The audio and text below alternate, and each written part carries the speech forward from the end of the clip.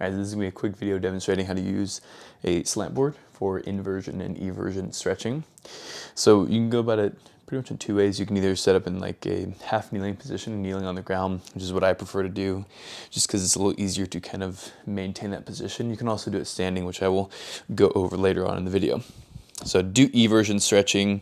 You can adjust the height to wherever you need to for your ankle.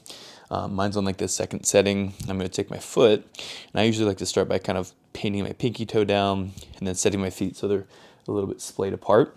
And then once I'm here, I'm going to take my knee and kind of work into a little bit of dorsiflexion. So I'm bringing my knee just over my foot, and I want to be able to keep my foot relatively flat on the slant board. So if the inside's really lifting off, then you probably need to drop the setting down a little bit. Once you have your foot flat, you can work into a little bit of dorsiflexion and potentially even kind of bring your knee more towards the outside of the foot to create a little bit more eversion. You're trying to find a stretch kind of behind the bony prominence of the ankle, running up the leg.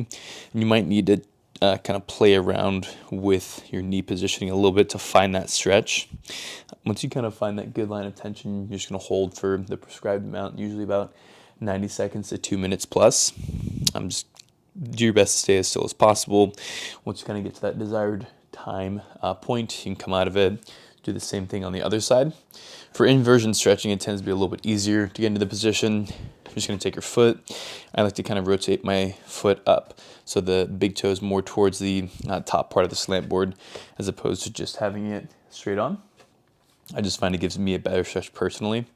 Once I set up in this position, same kind of thing as with the eversion stretch. I'm just going to work into a little bit of dorsiflexion, and I also like to take my knee and kind of work it towards the big toe because I find it just creates a little bit more inversion for me. And then the stretch you want to feel is kind of like a nice stretch on the peroneals, kind of running up the leg. You might feel a little bit more prominent in the tendon if your inversion is a little bit lacking, but just try to find a good line of tension. Hold it for the desired time amount, again, preferably in that like 90 seconds to 2 minute plus range.